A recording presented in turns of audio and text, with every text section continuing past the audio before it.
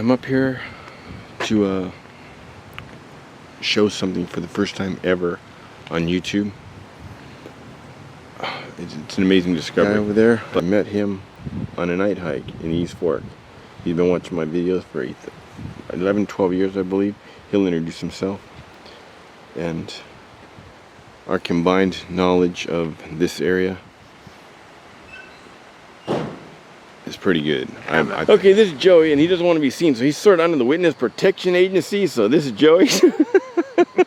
But he has his reasons. But look at this. That wasn't me, by the way.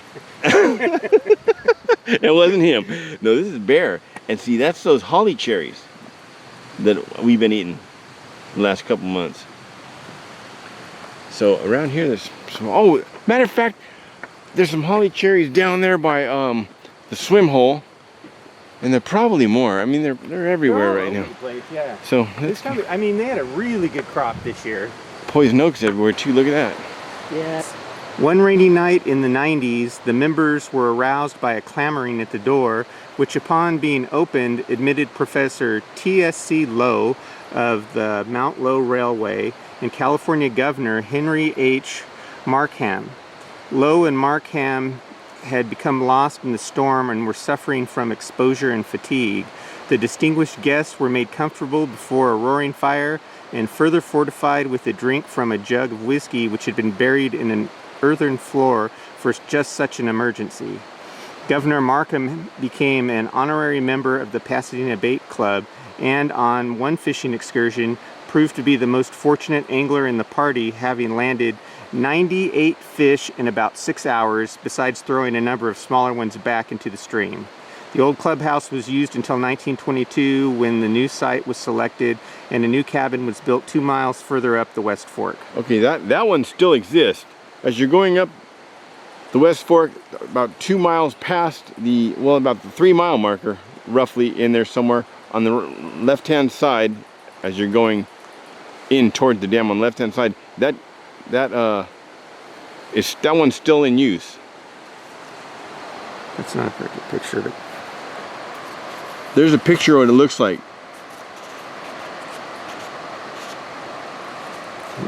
That's the one that's up here. Now we think that first one was right here. So those guys were lost, and those guys were who? Professor T.S.C. Lowe of Mount Lowe Railway and California Governor Henry H. Markham. That was before the road was put in, before any of this, before the dams were built, right? Way before. That was way before any of the dams were built. The water flowed all the way through from the West Fork, all the way through year-round, the East Fork year-round, the North Fork year-round, unobstructed all the way down. Wild river. And there was no roads, there was no trail path over there. So they were lost in this canyon, and they came over here. They probably saw the smoke of the chimney, which is the chimney my friend Doug sat on, and I believe that chimney was right here, if I'm not mistaken. Now that's been 30 some odd years ago. Unbelievable, almost 40 years. Let's see, 82? So that guy went down to Covina, and not to be outdone, he wanted to build a second one, right? So we'll tell you more about that later tonight. But we believe we know exactly where that is. And if so, I mean, it's undoubtedly. No, we know that one for sure. That's absolutely, yeah. And this is something you guys have been walking past, if you've walked in this area for decades, and yeah, this is a big find. This is really cool. And I'm getting some acorns here for I'm gonna leach those acorns when I get home. Gather a bunch of them, that's why I brought that thing, and I'm gonna make myself some acorns meal and batter some fish up. But you can see where it climbs up here, and you can see where the saddle's super low there. That's that trail that you catch by Recon, and you come all the way over here. Now Pine Mountain is in here somewhere. It'd be further up, right? Yeah, one of the Pine Mountains. One of the Pine Mountains up here. And a guy I know recently sent me a photo of where we're going from Pine Mountain Saddle. I believe it'd be right here is where he took it. And it's a view that you really, I haven't seen this view before. and it shows Bear Creek, where we're going, in a totally different light. So I'm going to give him credit. His name's Bob. Thanks, Bob. And he gave me permission to use it, so I'm going to use it, and then it'll be in this video. Okay, I've filmed these many times before, but these are bear scratches. Now I'm 5'8". Some of these are above my head. During the daytime you can see them a lot better. Right here, it's above my head. Now, yeah, you can see like right here. Now we'll tell you a story, and right there too. And right here. We'll tell you a story about this. Now there was one bear that's killed up river from us. We'll tell you the story about that too. I've told that before. But I found another story about another bear down river. Men used to come up here and hunt grizzlies and kill them by the dozens in this area in the West Fork. And one of the last ones down by the West Fork to be killed was, I think, 13. Look, there's some more. This is the third pile we found. 1,300 or 1,350 pounds. I have it in my notes here, I believe. If not, it'll be going across the screen where you can find it. 13 or 1,350 pounds bear. Grizzly was killed in this area. And after the grizzlies were gone, the hunting clubs, which one is way up in front of us, we'll show you that one, and a couple behind us, hunting and fishing, correct? That's what it said, yes. And look, Cousin It right there. And they turned their attention to the deer. 40 to 50, sometimes 60 hunters would go in a day, and they were slaughtering the deer. So they put restrictions on that. So then they turned their attention to the trout. As he read a little while ago, one guy pulled out 95 trout in 6 hours. Keepers. He threw other ones back.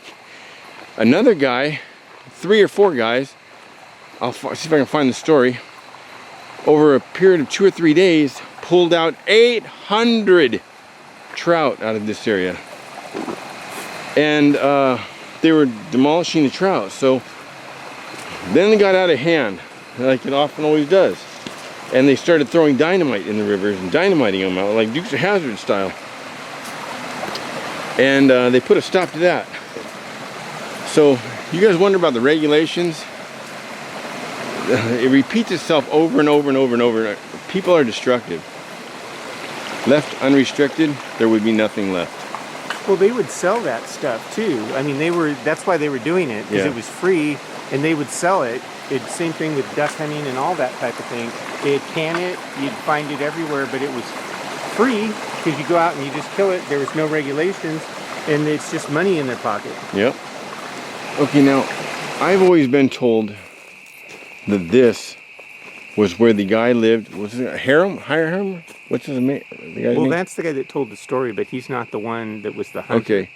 Okay. An unknown hunter trapped the last grizzly at this cabin and nailed the paw to an oak tree right outside. And I've always thought it was these. But we found something else that puts that in question. Although, up there in the upper, I don't know if there are any big oak trees like this. I have not seen them. Well, it says Upper Bear Creek, and it's like, are they talking, there's 2 different stems off the main stem, and then of course at the forks, you've got the West Fork, and there's some flats that go up along there way before you get to the falls. So who knows? Okay, well, you guys know this story. The guy in here, this creek used to be called something else, and this guy trapped somewhere outside of his cabin a grizzly. The grizzly gnawed his paw off, the last grizzly in this area, gnawed his paws off. They followed the blood trail, killed him, but they nailed the paw to an oak tree right outside, and these are some pretty big oaks. They would have been around. And this one's got an eye on it, I'm not sure, but and the guy Hiram, that's the first name of the guy. Is it Hiram Reed, something like that? He says he saw it a year later. In '93, because he said it happened in 91 or 92. 1891. Yes. And yeah, and he saw it a year later, still nailed to the tree. Now we've always heard that was this cabin, but recently we found something else out. That talks about this being the what? The Covina Outing Club. The Covina Outing Club, fishing and hunting. For fishing and hunting. So, and my thought on this is, look how big this is. This is for a cabin. It's pretty big. The fireplace is pretty big for a single person too. You look at like the floor, everything. This is way. I think this is way too big for a cabin. I think this is the one, and in the book it says 2 miles in, and this is 2 miles in. Yeah. So things may have changed here. I mean. But see, you can see everybody may have been wrong. The mortar is. See, it's still coming out here. It's still coming out to here. So if we walk this off from here back to there, that's got to be a good 20 feet. That's the biggest cabin I've ever seen. I think bigger than 20. Yeah, it's at least 20 feet. I think. But see, this is. I think it's more. I think it's at least 20, 25. Yeah, and that's, by about 20, about 15 by 20, 25. And if we look at that picture, the chimney to the front door, which is right here, is kind of east-westerly. And when you look at the shadows on that picture, yeah, they point in those directions. The people are standing out in front with the horses.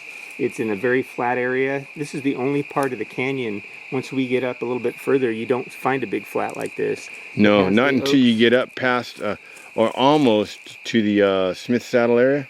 Now there's some big flats there. Yeah. Now the picture is being shot from this direction here. So when you look back at this corner, there would be 2 low windows on this wall. There would be a window on this wall, the front door, another window. And there's plenty of room for that. And there was that stone wall on this side that's about 3 feet high. And this one's been knocked, I mean, this is pretty well knocked down, but I think this one to me makes more sense. Now it's just a guess. But I mean, we're putting things into question here, though.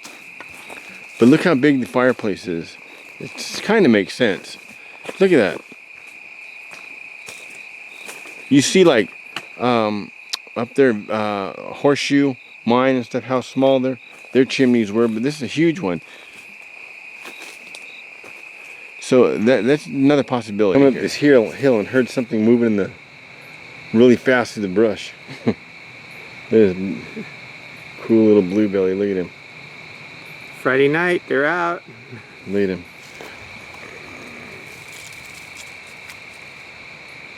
So neat. Look at that. Pretty much tame now. Well, yeah, I think he's confused because it's dark.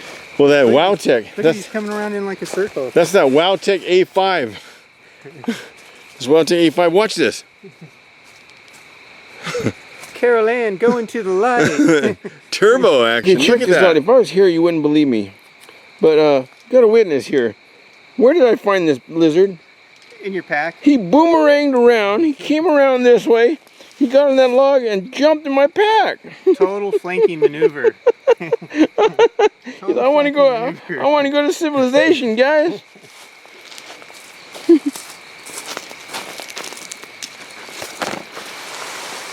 Oh, there's another one. Look. Look, got him, and you got one here. Look, smaller one. One. Where'd the one go? Oh, right there. There he is. 2. Maybe they come out at night to eat bugs.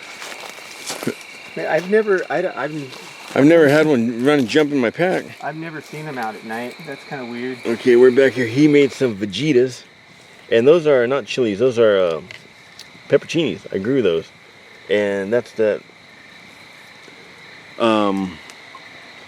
cactus fruits we got. So he made that. What's that stove you got there? Oh, that's the old MSR Whisper Light, or I don't know. It's like 20 years old. It's one of those old stoves that never breaks. I got my squirt, and we're gonna eat. So, before we do that, the red pepper or the green pepper? I can only show you the door. See, the green one, I take it, I wake up and my life continues. The red one, I take it. And who knows? Nom. Woo, I'm out. You have pepperoncini. And what did you say? Oh, what did I say? Strange. I don't feel tardy. Class dismissed. Obviously we're from the same year. Hey, laughing boy. Hey, one bullet left. I know. I can only do it one time. Okay. The Covina Outing Club built a substantial stone house at the forks of Bear Creek, 2 miles up from the West Fork. They mean the West Fork of the San Gabriel River. That's the West Fork River, I believe. Yes, which is the San Gabriel. That's the West one we were Fork, looking yes. for the original cabin. Yes, and that was in 1906. The 7 Covina businessmen who founded the club found in this secluded spot wonderful fishing and hunting, and the big stone cabin sheltered many a happy outing of the members, their families, and friends. The club disbanded in the late 1920s, and the cabin was used as a supply station by the Forest Service. That's all the information we have. But the forks of Bear Creek is actually 3 miles up from where it hits the West Fork, and it says 2 miles. There's some ambiguity in that. That's why I'm wondering, but it says a substantial stone clubhouse. Show them the picture. Look at the picture.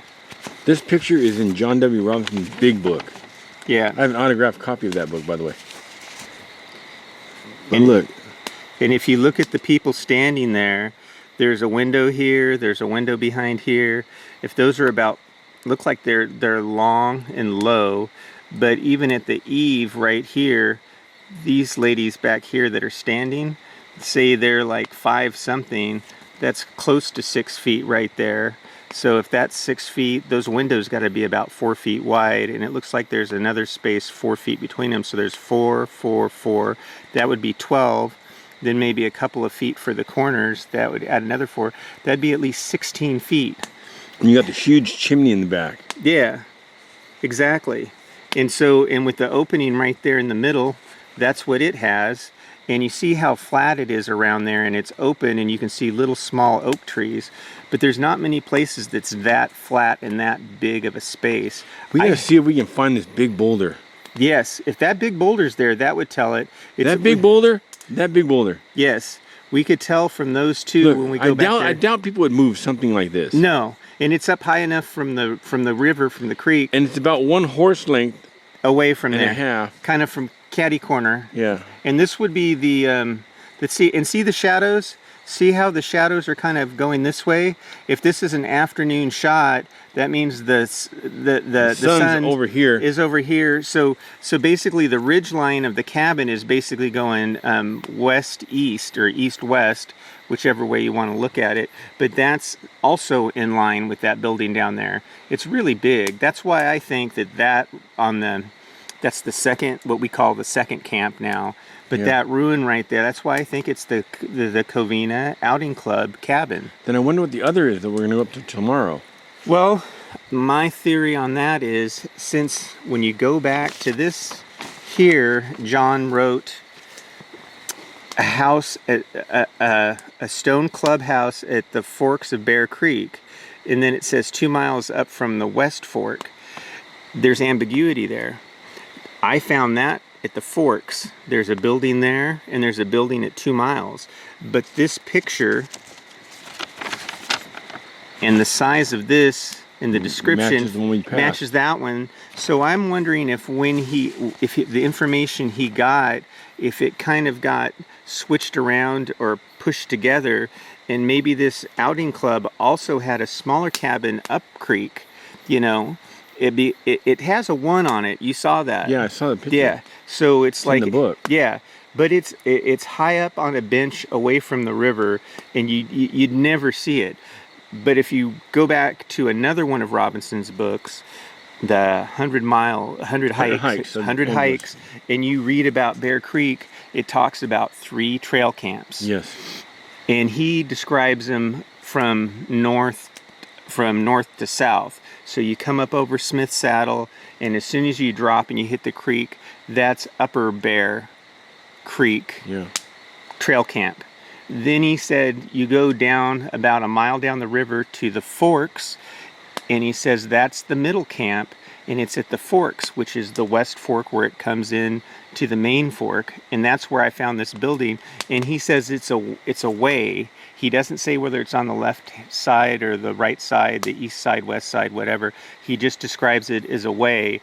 And of course, that was during the CCC period, I think, when they put those trail camps in and they had the little stoves and everything. I don't see anything like this. This is a stone cabin. You know, I have found a piece of a stone, a piece of one of those things. Right up there, right where Smith Peak, the saddle comes over, right there, right at the base, right there. I found a piece of one of those doors. Okay. Somebody, I mean, so... I've also found a tractor tire. There's a massive tractor tire back there. Yeah. I mean, there's a lot of clues, but what I'm thinking is Robinson, maybe he just compressed those two pieces of information, but if the Covina Outing Club had this cabin here 2 miles up here, I've never read anything else about anybody else having a cabin up here. That would seem... Yeah, there is another one. Well, there's this one up here, and whatever you're going to show me, but it's like, it could very well be. But like I told you earlier, too, these guys at that time, they would come in and they would find a piece of land or a place they liked. Just settle it. And they would start building, and then they would apply for a permit or for a easement, or I don't know what the technical word is for it. After the fact, I know like Loomis Ranch, which was really common during the hiking era, he goes into pretty good detail about that they came out, and there was an old hermit's cabin there, and he was long gone, but the Pa Loomis had seen it years earlier, and he decided he was going to start a new life. He had done all these things from being a policeman down in LA and everything, wanted to start a new life, brought his daughters and his wife up there in the middle of nowhere, and they started clearing brush. And it says like 2 or 3 years later, after they'd started planting orchards and they'd built buildings and whatnot, their house, they got approved and they got this permit, or I guess it's a homestead. It's kind of like a homestead. Yeah. They got it for 80 acres. That's what it says. So you never know. Somebody could, back in those days, people would come back here and they would start. But a guy did the same exact thing over Lattle Creek. So it's interesting. It's hard to find information about it, but definitely, I'm almost. And some of the information in the different books varies. They do. You notice that? They do. It's now, like in 60 in 76 to 86 it will say one thing, then like 88, 89 it's a different, like they found some document that showed different. I don't know. Okay, I'm gonna read you. I brought one of his. This is the first generation of this book. This is from 1976. Do you have this one? I have that. A lady at the post office gave it to me. Okay. She had it sitting in her book rack, and she said, "You know, you." It's pretty cool. This one was Olivia Smith.